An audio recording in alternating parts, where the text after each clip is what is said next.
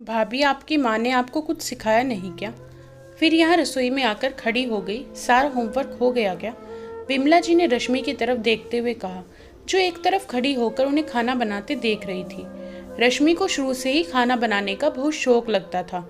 माँ जब भी खाना बनाती, वह रसोई में खड़ी होकर उन्हें देखती रहती।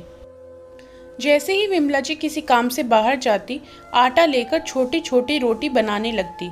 कई बार वह उसे कहती, यहाँ गर्मी में क्यों खड़ी है, जा बाहर जाकर बैठ, मैं वहीं तेरा खाना लेकर आती हूँ। तो बाहर जाने के बजाय कहती, गर्मी तो आपके लिए भी है ना, फिर मैं क्यों बाहर जाऊँ। और टुकुर टुकुर उनकी हर गतिविधि को ध्यान से देखती रहती और फिर अपने किचन सेट में झूठ मूठ का खाना बना सबको खिलाती फिरती। विमला जी शिकायत भरे स्वर में अपने पति से कहती, देखो तो इस लड़की को, यहाँ सारे दिन मेरे पास रसोई में खड़ी रहती है। यह नहीं कि बाहर जाकर अपनी सहेलियों के साथ खेले। तो वह भी बिटिया का पक्ष लेते हुए कहते, अरे क्यों गुस्सा करती हो रश्मि की माँ, बच्ची है, तुम्हें तो खुश होना चाहिए।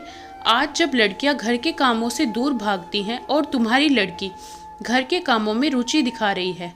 ऐसा नहीं था कि रश्मि पढ़ाई में होशियार नहीं थी, वह तो फटाफट अपने स्कूल का काम कर लेती और फिर माँ के साथ घर के कामों में उनका हाथ बटाने लगती।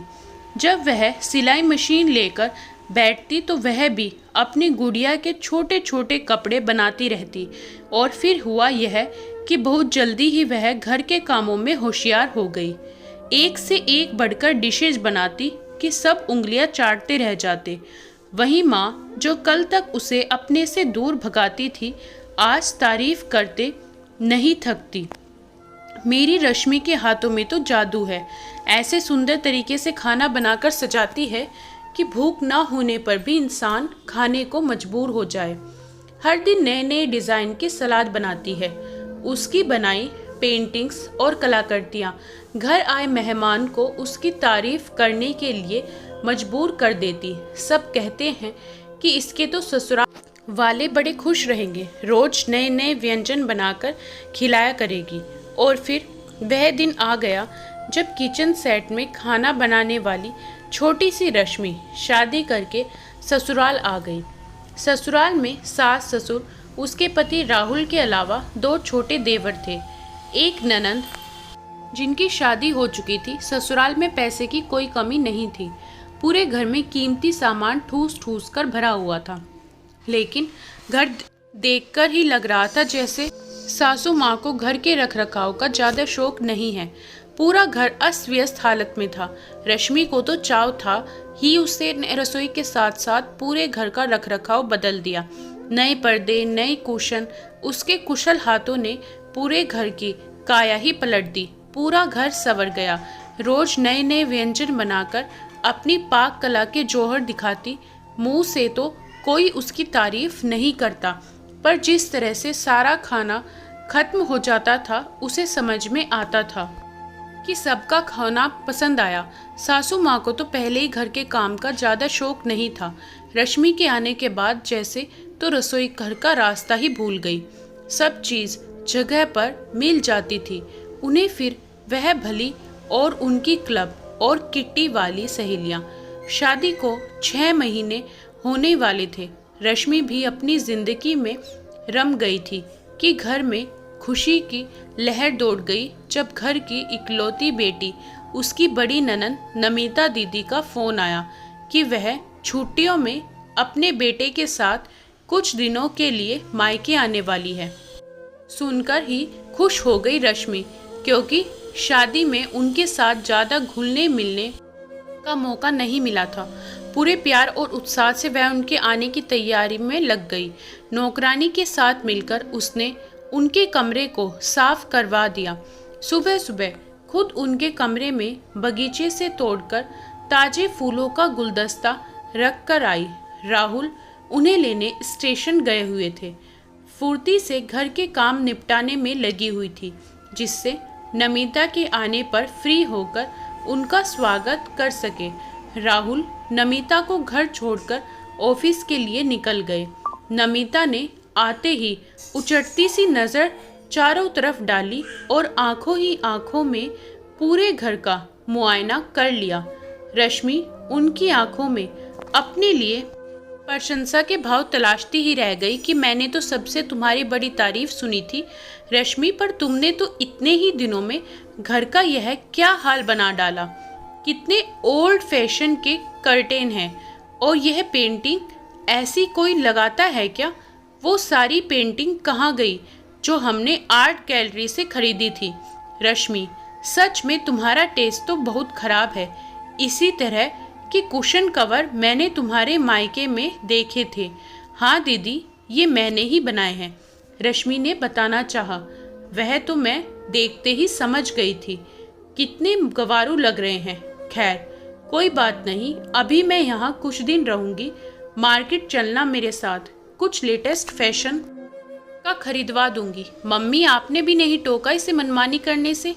वह तो आते ही शुरू हो गई। मम्मी जी को अपनी पार्टियों से फुर्सत कहाँ जो वह घर की तरफ ध्यान दे।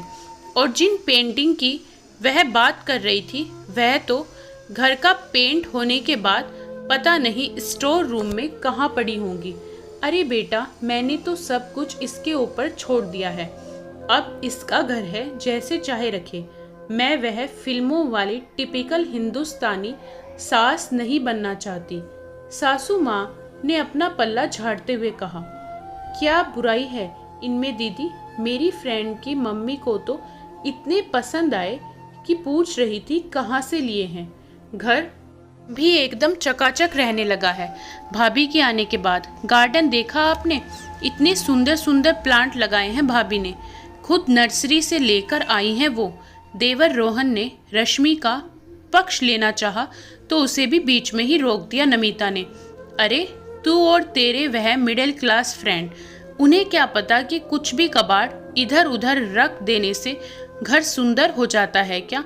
रश्मि का उत्साह फिर भी खत्म नहीं हुआ। उसने सोचा कोई बात नहीं, मेरा बनाया खाना तो दीदी को ज़रूर पसंद आएगा। ओह, कितना ऑयल भरा है खाने में। इतना ऑयली खाना खिलाकर तो तुम हम सबको हॉस्पिटल ही पहुंचा दोगी रश्मि। कल से मेरे लिए कम मिर्च मसाले वाला खाना बनाना।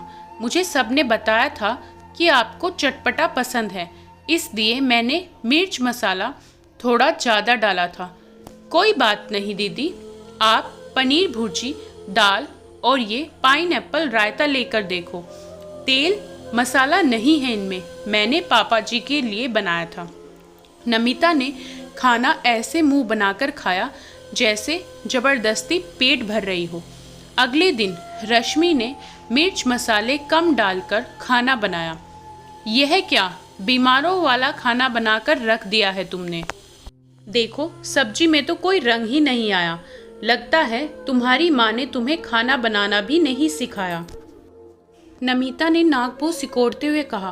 खाना अच्छा नहीं लगा? फिर भी भिंडी की सब्जी आपने 2 बार ली दीदी, रोहन ने छेड़ा तो आंखें दिखाने लगी नमिता। अब यह तो रोज की ही बात हो गई। चाहे रश्मि कितनी भी कोशिश कर ले, लेकिन नमिता कोई ना कोई कमी निकाल ही देती। कभी कहती चावल खिले खिले नहीं बने हैं, तो कभी कढ़ी की पकौड़ियाँ उसे मुलायम नहीं लगती, कभी चाय में चीनी कम तो कभी ज़्यादा लगती। रश्मि को समझ नहीं आ रहा था कि नमिता को खुश करने के लिए करे भी तो क्या। राहुल को अपने ऑफिस और काम से फुर्सत नहीं थी और मम्मी जी देख कर भी अनजान बनी हुई थी। मायके में सबसे सुघड़ और सलीकेदार समझी जाने वाली बेटी ससुराल में फूहड़ गवार ठहरा दी गई थी, जिसे खाना बनाना तक नहीं आता। अभी नमिता को आए कुछ ही दिन हुए थे कि नमिता के पति राघव भी अपनी किसी मीटिंग के सिलसिले में वहां पहुंच गए। उस दिन वह घर पर ही थे। दोपहर में खाने का टाइम होते ही रश्मि ने टेबल पर खाना लगाया। सब लोगों के आने से पहले ही डोंगों का ढक्कन खोलकर देखने लगी नमिता। ओह, यह क्या किया तुमने? रायते में कितना सारा जीरा तैर रहा है, और यह काली दाल किससे पूछकर बनाई? कम से कम एक बार मुझसे पूछ तो लेती। इससे अच्छा तो मैं आज खाना कहीं बाहर से ऑर्डर कर देती। तुम तो मेरी बदनामी करा कर ही रहोगी। अरे वाह, खुशबू तो बड़ी अच्छी आ रही है। नमिता के पति राघव जीजू ने खाने की टेबल पर बैठते हुए कहा। वाह भाभी, मज़ा आ गया।